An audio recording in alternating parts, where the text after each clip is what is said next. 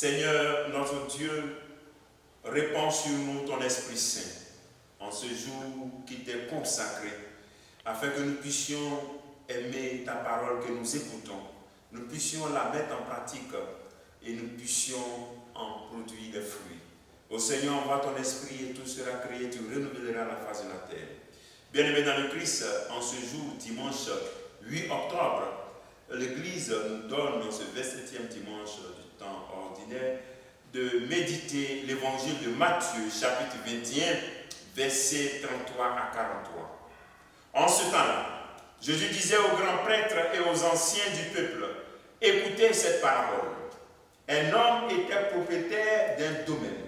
Il planta une vigne et creusa un pressoir et bâtit une tour de garde. Puis, il loua cette vigne à des vignerons et partit en voyage.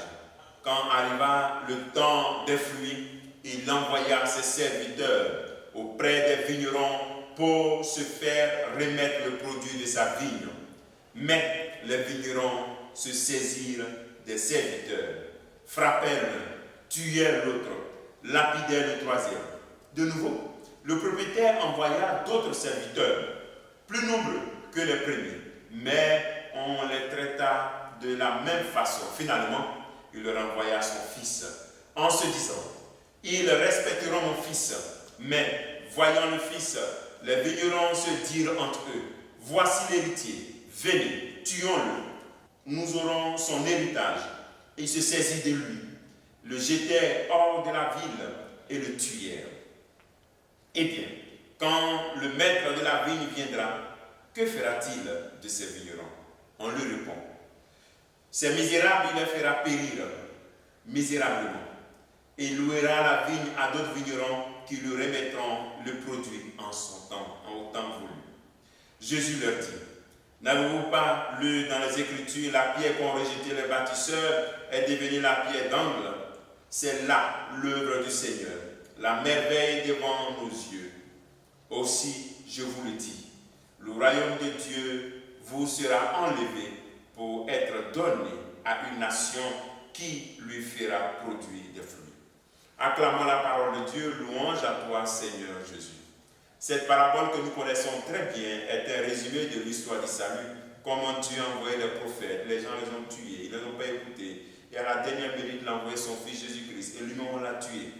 Donc voilà, c'est un résumé de l'histoire du salut, mais qui montre un peu le refus de l'homme face au plan de Dieu. Et cette parabole se situe aussi entre deux autres paraboles qui ont un caractère aussi de refus.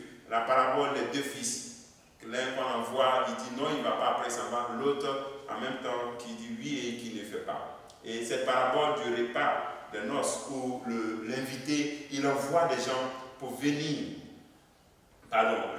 Celui qui organise la fête, le roi, il envoie des personnes pour venir à ces noces, à cette noce, mais les gens n'ont pas trouvé le temps pour venir. Donc, c'est comme c'est une présentation de la réponse négative face au plan de Dieu.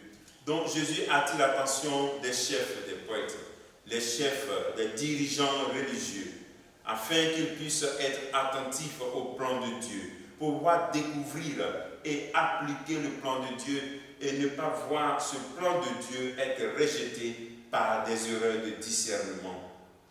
Et le Seigneur, à travers cette parabole nous montre comment est-ce que le refus suscite une peine dans le cœur de Dieu. Ce refus, on voit comment ces vignerons à qui on a confié, on a loué, et voici qu'ils refusent les envoyer. Donc c'est un appel à comprendre que notre vie sur la terre et la mission que nous avons, on nous l'a confiée. Ce n'est pas pour nous. Parce qu'il y a le risque aussi de s'accaparer de la mission, de se comporter comme si l'évangile, là, c'est pour moi. Oui, c'est pour toi parce que tu dois appliquer. Mais c'est comme si on était propriétaire. C'est comme si c'est pour nous la paroisse, c'est pour nous le diocèse, c'est pour nous. Oui, le sentiment d'appartenance, c'est un bon sentiment.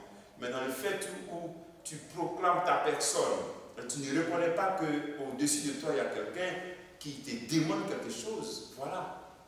En tant que paroissien, en tant que fidèle, quelle est ton attitude face à ton curé? Est-ce que tu es là toujours en train de rejeter tout ce qu'on te demande? En tant que religieux, quelle est ton attitude face à ton provincial? Est-ce que tu es là toujours en train de rejeter tout ce qu'il te demande? On t'a envoyé et puis on te demande de compte. Maintenant, c'est toi qui parles fort.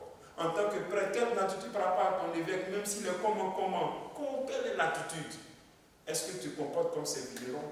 Ou bien, lorsqu'on te vient te demander des comptes, tu obéis et puis tu fais ce que tu as fait?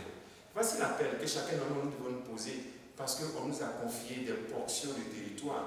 On nous a confié une partie de la mission de l'évangélisation. Ce n'est pas pour nous. Donc, sachons prendre soin de cela. Sachons produire des fruits comme les chrétiens, pour que quand Dieu vienne demander des comptes, au dernier jour, il nous voit vraiment les bras remplis de bons fruits, de repentance, parce que c'est dans la repentance qu'on arrive à produire les fruits. Que le Seigneur te bénisse. Et comme action tu peux faire en ce jour, demande-toi, qu'est-ce que je suis en train de faire dans la vie? Est-ce que je travaille dans la vie même? Est-ce que je rends compte à celui qui m'a envoyé? Que Dieu te bénisse, que nous bénisse tous en ce jour, au nom du Père, et du Fils, et du Saint-Esprit. Amen.